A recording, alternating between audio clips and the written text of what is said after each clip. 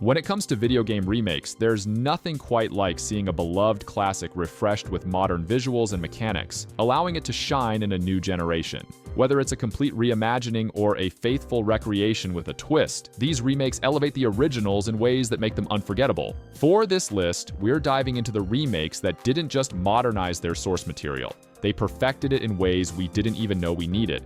So, without further ado, let's get started. Alright, let's kick off this list with Final Fantasy VII Remake. I mean, who wasn't excited when this one dropped? We all knew it was going to be good, but I don't think anyone was prepared for just how much it would pull at the heartstrings. The original game, it's like a rite of passage for gamers, you know? So seeing Midgar in full HD, it kind of hit me right in the nostalgia. The visuals are jaw-dropping, yeah, but what really blew me away was how they managed to keep the essence of the original while completely revamping the gameplay. They ditched the traditional turn-based mechanic for a more dynamic blend of real-time action and strategic command-based gameplay. It gives you the best of both worlds. Super fluid action, but with just enough pause to plan your next move. And let's talk about the character models. Cloud, Tifa, Barret, they look stunning. There's so much attention to detail, right down to the texture on Cloud's iconic Buster Sword. And speaking of nostalgia, they didn't just recreate scenes, they expanded on them, adding depth and emotion that the original, with all its limitations, couldn't fully explore. Like that moment between Cloud and Aerith in the church, heart-wrenching and beautiful. This remake is basically a love letter both to longtime fans and new players, a fantastic blend of the familiar and the fresh. Next up, we have Black Mesa. This one's special. Half-Life was always a bit of a legend, right? One of those games that's just iconic, so when I heard fans were making a full-on remake, I was intrigued, but maybe a little skeptical. Then I played it, and wow, those fans knew what they were doing. Black Mesa takes it up a notch by completely overhauling the visuals and even tweaking the gameplay to feel more modern. It's crazy how much of a facelift they gave the game, from the updated character models to the atmospheric lighting that makes the Black Mesa facility feel more intimidating and alive. Black Mesa updates everything, from the visuals to the AI, while keeping that classic feel. It's like stepping back into Black Mesa's corridors, but this time they're more detailed, more alive. The Zen levels, which were, let's be honest, a bit of a slog in the original, are now these sprawling, vibrant landscapes that you actually want to explore. They didn't just remake a game, they crafted a love letter to it, and playing through it, you feel that love in every corner. It's funny because in some ways, Black Mesa feels more like the Half-Life I remember than the original does. If you were already a fan, it's like a homecoming. If you're new, it's like experiencing Half-Life as it was meant to be.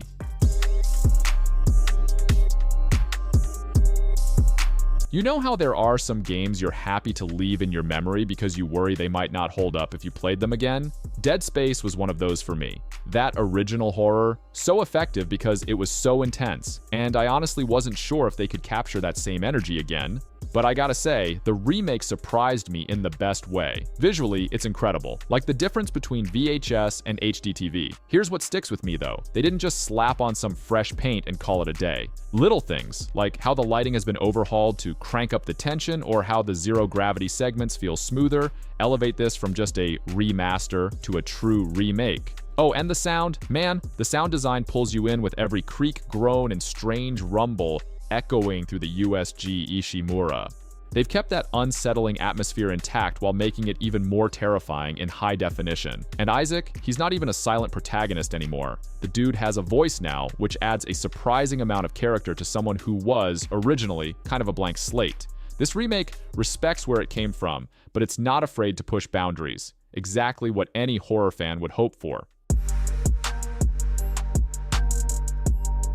Spyro the Dragon was one of those games I played non-stop as a kid. The Reignited trilogy was exactly what I needed. A vibrant, fun blast from the past that's been lovingly polished for a new generation. I mean, the original Spyro games were charming as heck, but they had that blocky PS1 vibe, you know? The remake took those blocky edges and smoothed them out into this gorgeous, colorful world that's just begging to be explored. It's like someone took the Spyro I remembered through nostalgia goggles and made it real. The best part, they didn't mess with the core gameplay. It's still the same platforming, gem collecting fun, just with more detail and way more personality. The way Spyro moves, the way the enemies react, everything's been fine-tuned. I'm talking about how they even kept the original voice lines, just cleaned up a bit. Tom Kenny's Spyro is still as snarky and lovable as ever. There's this one moment, flying through the Artisan homeworld, and it hit me that this is how I always imagined Spyro's world looked.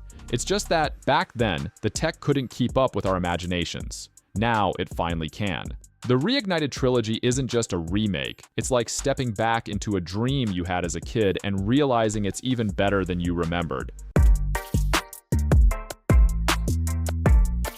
Alright, so Mafia has always held a special place for folks who love that old school gangster feel, right? I mean, when I played the original, there was something about the narrative, the weight of the story, the characters, the time period, it all just clicked. But visually, it was rough around the edges, even for its time. Thankfully, we now have the Mafia Definitive Edition, which basically rebuilds the game from the ground up. And let me tell you, it's like stepping into a whole new world, while still feeling like familiar territory. The first thing you'll notice is the city. Lost Heaven has never looked so alive. The details in the architecture, the cars, the clothing, it all feels like it was lovingly crafted with an eye toward authenticity while also amping up the atmosphere. The characters too, Tommy and the gang, look better than ever before. There's a depth to the facial animations that adds layers to the already engaging story. But they didn't just stop at the looks. The gameplay itself has been revamped. Driving, which was a bit clunky originally, feels more modern and responsive.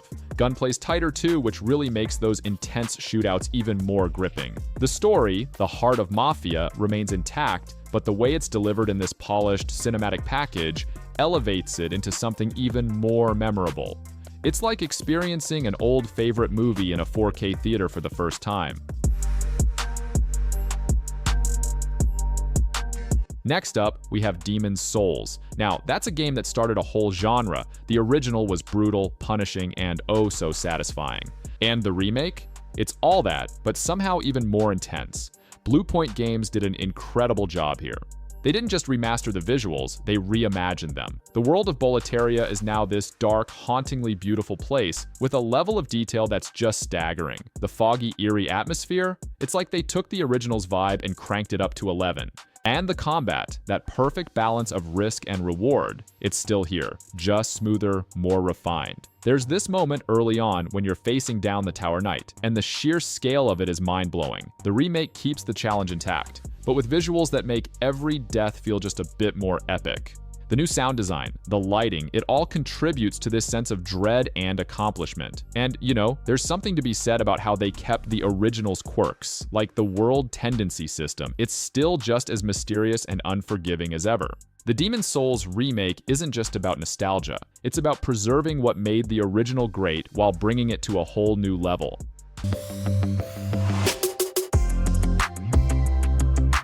If there's one game that proves that video games can be art, it's Shadow of the Colossus. The original was already such a unique experience. The massive colossi, the vast, empty landscapes, that feeling of isolation. I've always thought of it as more of an experience than just a game. The remake manages to capture all that raw emotional power while turning everything up to 11 visually. The world feels more breathtaking than ever. The way the light filters through the trees, the texture on each colossus, the sense of scale, everything's been meticulously redone without losing the dreamlike quality of the original. Riding aggro through those desolate lands in high def felt like I was discovering the game all over again. One thing that hit me hard was how they preserved that haunting sense of loneliness, yet somehow made it more pronounced. It's not just the visuals though, they're gorgeous. It's the atmospherics, the sound design that adds layers to the experience. Each Colossus fight is epic, monumental, but also tragic in its own way. The controls are tighter too, making it easier to climb and navigate the towering beasts. This remake is more than just an upgrade. It feels like a reimagining that makes you appreciate the original's brilliance even more. It's like revisiting an old, cherished memory, only to find that the memory itself is even more stunning than you'd remembered.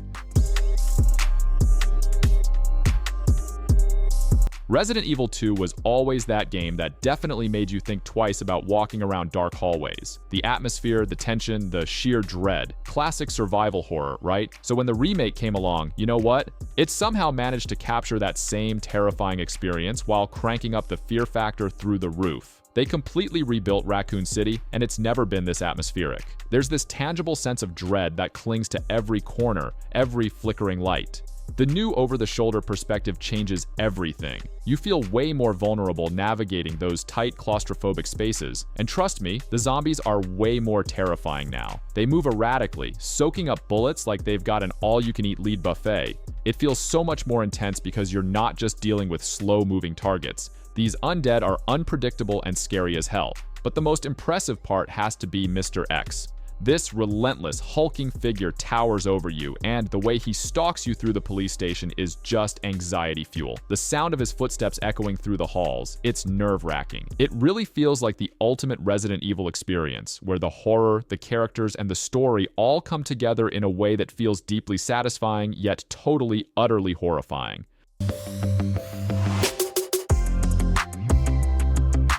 I'm gonna say it, Resident Evil 4 changed the landscape for action horror games when it dropped. The over-the-shoulder camera, the intense, almost arcadey combat, Leon's adventure through the zombie-infested Spanish village still holds up, right? Now, with the remake, it's like they've taken everything you loved about the original and just amped it up, but not in a way that overshadows the brilliance of the original, more like they've polished it to a mirror shine. Visually, it's stunning. The environments, from the creepy village to the eerie castle, are so much more detailed. You really feel like you're in this gloomy, cursed place. The lighting in particular plays a huge role here, deepening the tension, especially during those nighttime segments. You never know what's lurking in the shadows, and it's nerve-wracking. They've tweaked the combat to feel a bit more fluid and responsive too. Aiming and shooting feel tighter, and they've added the whole parry mechanic, which, when done right, feels incredibly satisfying. Oh, and the characters? They've been fleshed out more. Ashley feels more like a person rather than a burden, and Leon's got this grizzled charm that just clicks. To top it all off, they've preserved those iconic moments, the chainsaw-wielding villager, the lake monster, while freshening them up enough to make them feel new. It's all about balance, and the game nails it perfectly, blending nostalgia with modern gaming sensibilities. You know that moment when a game just gets you right in the feels and you can't quite shake it afterward? For me, Brothers: A Tale of Two Sons was one of those games. When I heard about the remake, I was kind of curious about how they could possibly improve on what already felt like a near-perfect experience. I mean, the original was so rich emotionally that I wasn't sure the remake could enhance that. Then I saw the visual overhaul and I was like, okay, I get it now. The remake really shines in how it brings the world to life in a way that feels even more immersive. The crisper, more detailed environments kind of make the emotional beats hit harder, you know? There's this one scene, if you've played the game, you know which one, where the sky is just extraordinarily beautiful. The remake cranks that up to 11, making every pixel count when you're high up surrounded by those mountains. It's like you're not just guiding these brothers, you're practically there with them. The controls remain just as unique as ever too. Handling each brother with a thumbstick individually isn't necessarily easier, but it feels even more refined. I like that they didn't mess with what made the game special. The remake is basically the same brilliant game, just enhanced in a way that makes everything feel richer and more vibrant. Every puzzle, every interaction feels like it means something because you get so much more sucked into this version of their world. This one's truly deserving of being called a remake because it feels like the game I already loved, just polished to be as perfect as it can possibly get.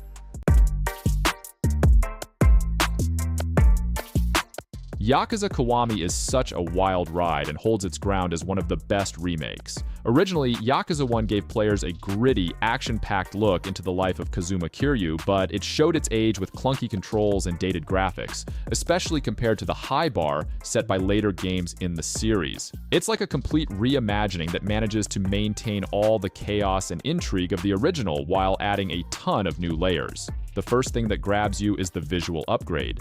Kamurocho feels more alive than ever. The neon signs burn brightly, the streets are buzzing, and the character models? So much more detailed. You can practically feel the heat coming off Med Boulevard as you walk through the district, engaging in random street fights. Speaking of fights, Kiwami made combat feel snappier and more refined, borrowing its mechanics from Yakuza 0.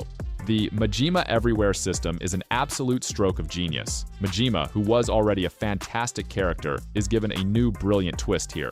He's literally everywhere and keeps you on your toes, forcing you to stay sharp and become the best brawler in Kamurocho. Plus, the game dives deeper into Kiryu's backstory, adding more context, which makes the story even more compelling. Kiwami feels less like a remake and more like the game that the original always wanted to be. They've taken what was already a thrilling story and layered it with more modernized elements that make it not just relevant today, but an absolute blast to experience all over again. Following up on Yakuza Kiwami with Yakuza Kiwami 2 feels like riding a wave of nostalgia while stepping into a brand new experience altogether. First off, the Dragon engine they used in Yakuza 6 makes Kamurocho look absolutely stunning in this remake. They also add Sotenbori, and the seamless transitions between fights and exploration this engine allows are just a game changer, literally. Imagine walking through those neon-lit streets and suddenly you're swinging bicycles like a madman without any break in flow. That's Kiwami 2. Now, let's talk about the story. Yakuza 2 was already one of the best in the series, with Ryuji Goda being one of the most iconic villains. What Kiwami 2 does is take everything great about the story and fills in the edges. They expanded on the lore, giving you more background on characters that were more mysterious in the original. Even the new Majima saga feels like this love letter to longtime fans, diving deep into what makes Majima the mad dog we all know.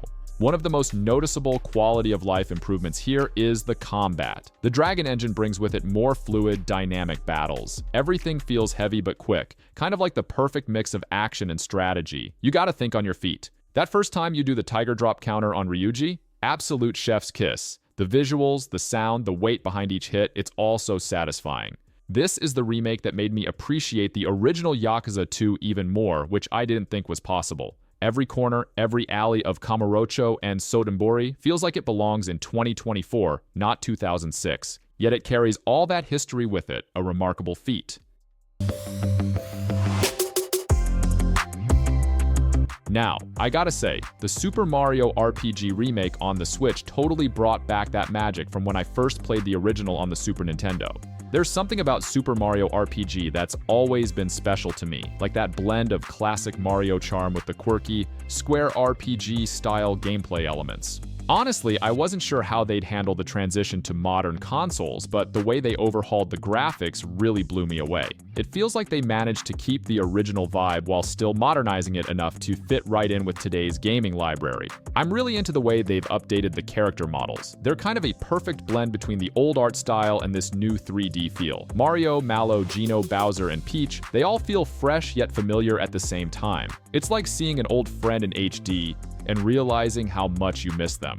One thing I got super excited about is how they refined the timed hits and action commands. It's way more intuitive now, kind of like muscle memory for me, but even new players will pick it up quickly. It creates this rhythmic flow in the battles that the original already hinted at, but with the remake, it's like they've perfected it. There's something so satisfying about nailing a perfect timed hit, and this remake just amps that up in all the best ways. They've managed to recreate the charm of that era while polishing it up to the level today's games have. If you ask me, they've made the original experience even more of a gem. The Last of Us was already a masterpiece when it first released on the PS3. It didn't really need a remake. Still, they went ahead and did it anyway, and the result is The Last of Us Part 1 that becomes pretty much the definitive version of Joel and Ellie's harrowing journey across a post-apocalyptic America. Before this remake, I might have said the original had some of the best character models of its time. Now, those models look utterly lifelike. The facial animations capture every nuance of anxiety, fear, and anger, making every cutscene even more emotionally charged. The visual improvements aren't just a marketing gimmick either. They bolster the storytelling in ways that you don't really expect until you see it in action. The environments, the lighting, it all comes together to make the world even more immersive and the dangers within it more terrifying. The foliage, the crumbling infrastructure, even the way water flows, it's all designed to suck you right in. Gameplay-wise, things have gotten a little tighter, leaning on the smoother, more refined mechanics from The Last of Us Part 2. So, while they've left the core of the game intact, everything just feels more polished, more in line with how you remember the game feeling rather than how it actually played when it first came out. There's something almost poetic about revisiting Joel and Ellie's story with these upgrades. It's like watching a beloved movie at the theater again, but this time with an IMAX upgrade. Everything's clearer, brighter, and slightly more intense. Persona 3 has always been that dark, brooding entry in the Persona series that hits a little different from the rest. I still remember loading it up back in the day on my PS2, completely unsure of what I was getting into. The dark hour, the high school setting, it pulled me in more than I anticipated. So now, with Persona 3 Reload, it feels like they've brought my angsty teenage years right into the present day, with a few welcome surprises. Combat's always been a big part of why Persona 3 rocked, and Reload updates it to make it smoother, more fluid. While they've maintained the turn-based system, which in itself is timeless, the new interface and tweaks to pacing just make battles feel snappier, a bit more dynamic. The AI got a bit of brainpower too. Your teammates aren't the same dimwits that made some of us pull our hair out back in the day. There are also some new additions to the social links you're probably gonna love, making character interactions deeper and more fulfilling. I'm not gonna lie, part of me wishes I could have played this version back in the day. Persona 3 Reload makes me want to relive those deep, sometimes heavy stories with a fresh set of eyes while still feeling like I'm visiting an old friend. System Shock was one of those games that grabbed you by the throat back in the day, with its eerie corridors, relentless enemies, and that hauntingly iconic AI voice of Shodan. It was one of those PC classics that I just couldn't shake, not only because of its atmosphere, but also because Shodan terrified me in all the right ways. So, when the remake was announced, I'll admit I felt a mix of excitement and, if I'm being honest, dread that they might mess with something that felt near flawless for its time. Those fears absolutely gone within the first hour of booting it up. This remake doesn't just modernize the visuals, it brings them into the horror game hall of fame. The first thing that struck me was how the updated textures and lighting made Citadel Station even more ominous. Every hallway feels oppressive, almost as if it's alive, watching you. That original feeling of claustrophobia returns, but now with hyper-detailed environments, it's cranked to a whole new level.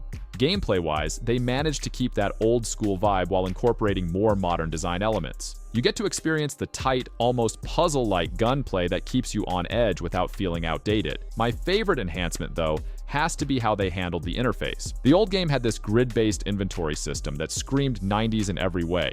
In Reload, they streamlined it beautifully. You can focus on the tension and the story without wrestling with clunky menus.